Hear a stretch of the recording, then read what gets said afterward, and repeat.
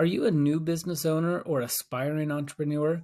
If you've already acquired a business or are considering taking the leap, this video is a game changer for you. Stick around and discover the counterintuitive yet highly effective strategy that could revolutionize your business's profitability. Hi, I'm Trent Lee.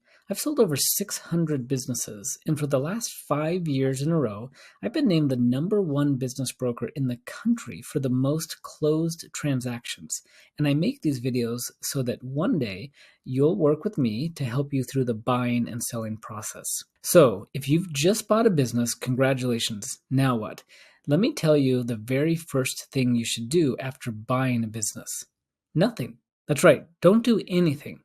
For at least 6 months, resist the urge to make any major, big changes. Take time to soak it all in, get to know the customers, understand your employees, and immerse yourself in the culture of the business. If you've already bought a business because it's established and profitable, then don't change anything immediately. Unless, and there's one caveat to that, unless you have direct industry experience, and in that case, you can start making changes right away.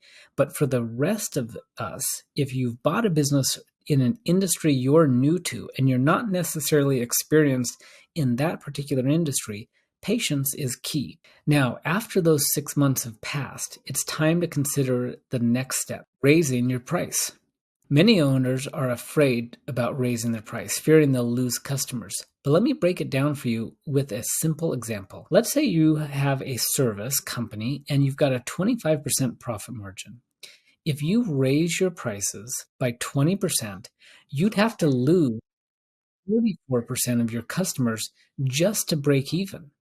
Think about that. If you raised your price, you'd have to lose more than 44% of total customers. Otherwise, your increased profit outweighs the loss of customers and you financially come out ahead. It's honestly simple math. So remember, take your time to observe and learn in those first 6 months. And when the time is right, don't be afraid to raise those prices. It could be the key to unlocking greater profitability for your business. If you're wondering how to determine the break-even point based on your business's profitability and how much you can raise the price before having a negative impact, check out this image on the screen below. Just align your profit margin with your price increase. Then you'll be able to see how much business you can afford to lose and still be more profitable than you were before. And let's be honest, I'm guessing that some of your problem customers are going to be the ones that only care about price. So as you raise your prices, you weed out the problem customers while increasing the overall profitability of the business. And guess what higher profit margins mean? A higher valuation.